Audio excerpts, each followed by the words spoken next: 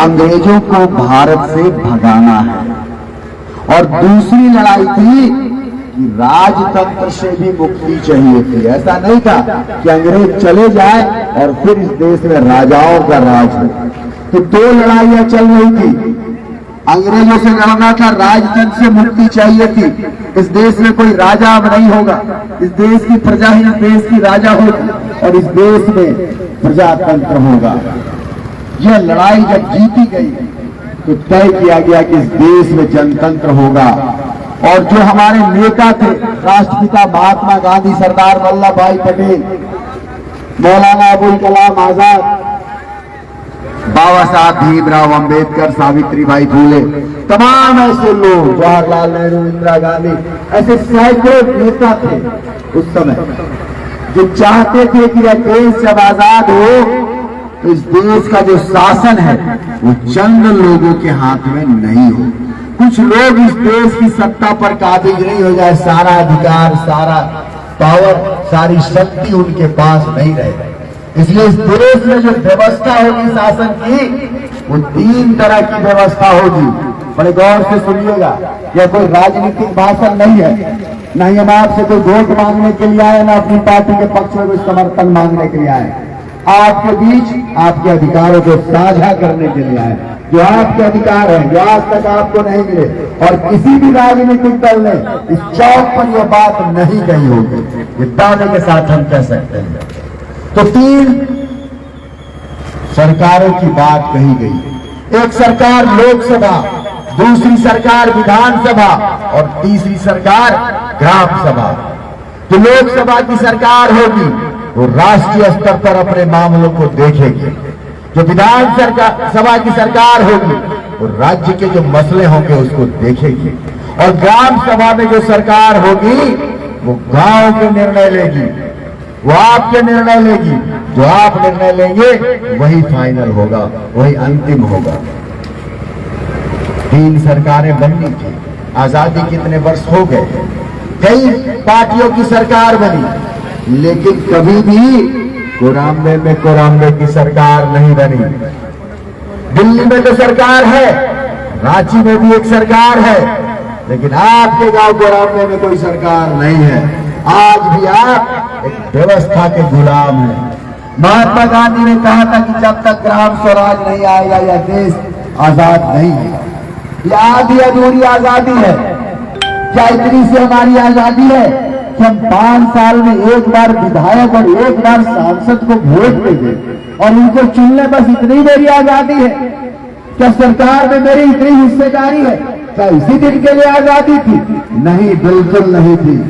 हमारे नेताओं ने तय किया था कि गांव में स्वराज होगा और गांव गांव में सरकार होगी, और सरकार आज तक नहीं बनी।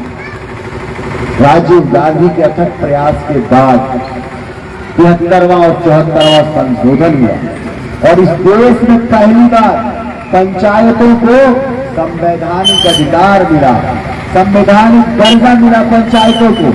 आज आपके गांव में मुखिया होंगे, अगर यहाँ कोई मुखिया है, जिला परिषद सदस्य है, वार्ड सदस्य है, पंचायत समिति है, तो मैं उनको आमंत्रित करना चाहता हूँ, चाहे वो किसी भी दल के हो, वो आ सकते हैं। मेरा मानना है, मैंने जितनी दूर तक अभी इस व्यवस्था को देखी है, ये सारे लोगों के हाथ बंधे हुए हैं और जुबान खुले हुए हैं, जो व्यवस्था के गुलाम हैं। और व्यवस्था आज भी बीडीओ और सीओ के हाथ में खेल रही है, और आपको उसके पास जाना पड़ता है, और वो जैसा चाहते हैं वैसा होता है। आज का उदाहरण आपको गांव में देखने को मिलता होगा।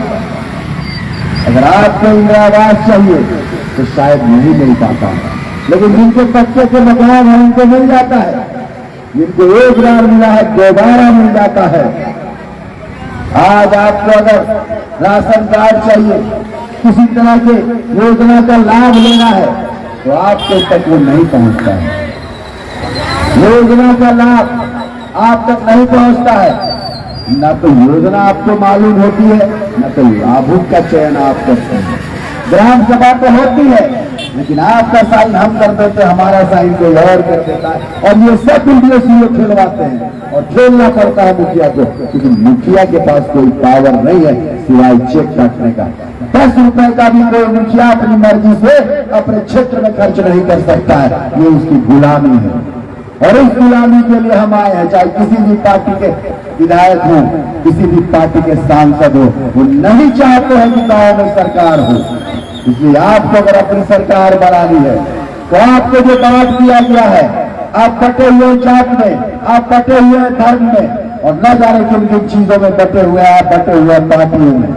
कोई किसी पार्टी का है, कोई किसी पार्टी का है, लेकिन आप भूल जा रहे हैं कि आप सब लोग इसी मिट्टी के हैं। तो पार्टियों में बटना छोड़ दीजिए, जातियों में बटना छोड़ दीजिए। आपको इस मट्टी में बंधना होगा, तब जाके आपकी सरकार बनेगी।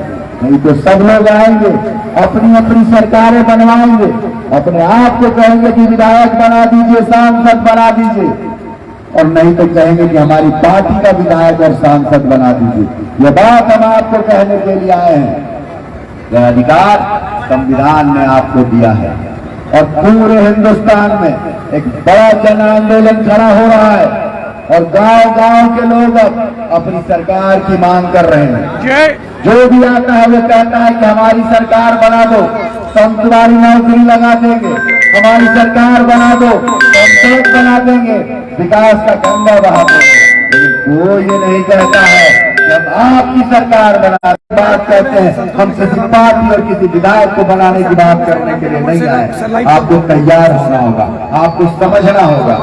आज तक आपके पास किसी ने पंचायती राज की बात नहीं की होगी। आपको पढ़ना होगा, समझना होगा कि पंचायती राज है क्या, तो इस पे राजा होता है क्या, किसको इससे फायदा है, इसमें ताकत किसके पास होता है। या जिस दिन जान जाएंगे तो नेताओं के पीछे घूमना छोड़ देंगे। आज क्या होता है, नेताजी आपके यहाँ आते हैं, उसके पहले थोड़ा से माला आ जाता होगा, 10 लोग मोटरसाइकिल से झंडा लेके भी आते होंगे, बड़ा नारा लगता होगा जिंदाबाद, और आप भी उनका जिंदाबाद का नारा लगाते होंगे और माला पहनाते होंगे। लेकिन आपका जिंदाबाद कभी नहीं हुआ, आपको किसी ने माला नहीं पहनाया। ये सच्चाई है।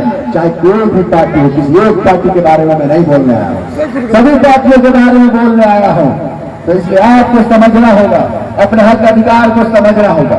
मैं गोला में घूम रहा हूँ, अभी खतियान का मामला आता है, जहां जाता हूं लोग बताते हैं खतियान आप लोग नहीं है। अरे भैया, ऑनलाइन करने कोई जनता तो कहा नहीं था, सरकार अपनी सुविधा से कर रही थी। आपकी जवाब रही थी कि खतियान को अपलोड कीजिए।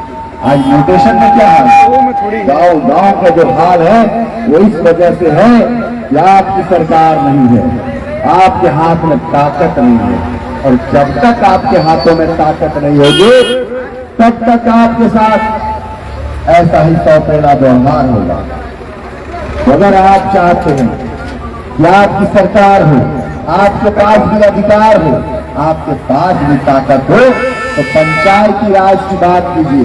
जब भी कोई पार्टी का नेता है, जब भी किसी दल का वक्ता आपके पास आता है तो उसको कहिए कि आपकी सरकार को हम बना देंगे, आपकी पार्टी को भी वोट हम दे देंगे, लेकिन मेरे गांव में सरकार कब बनेगी, मेरी सरकार कब बनेगी। जो संविधान के 73वें और 74वें संशोधन में लिखा हुआ है वो हमको आज तक क्यों नहीं मिला, हमको क्यों नहीं दे रहे हो भाई। आपकी सरकार तो हर 5 साल में बनती है, कभी कांग्रेस की बनती है, कभी भाजपा की बनती है, कभी किसी और की बनती है, कभी किसी और की बनती है। पार्टियों की सरकारें बनती है लेकिन गांव की सरकारें नहीं बनती है, और आप नहीं मांगते हैं और आपको नहीं बताया जाता है, इसको छुपा के रखा जाता है। यह आपको समझना है। और पढ़ने वाले सभी युवाओं से मैं कहना चाहूंगा, जिनके पास मोबाइल है वो आज रात में ये बात खोजने की कोशिश कीजिएगा, अपने मोबाइल में लिखिएगा पंचायती राज, तब तो आपको पता चलेगा कि एक आदमी आया था शांतनु मिश्रा, क्या बोल के गया, क्या उसकी सच्चाई है। और जब आपको इसकी सच्चाई पता चल जाएगी तो मेरा मानना है कि देश में परिवर्तन होकर रहेगा, और इस परिवर्तन को कोई नहीं रोक सकता है। बड़ा आंदोलन इस देश में शुरू होने जा रहा है, आप तक खबर आएगा। आप घरों में बैठे नहीं रहिएगा। अगर आप इस आधी आजादी से पूरी आजादी चाहते हैं तो संघर्ष के लिए तैयार हो जाइए और बड़े आंदोलन के साथ जुड़ने का प्रयास कीजिए। आप सभी लोगों ने मेरी बातों को सुना, बहुत बहुत धन्यवाद, आभार, जोहार।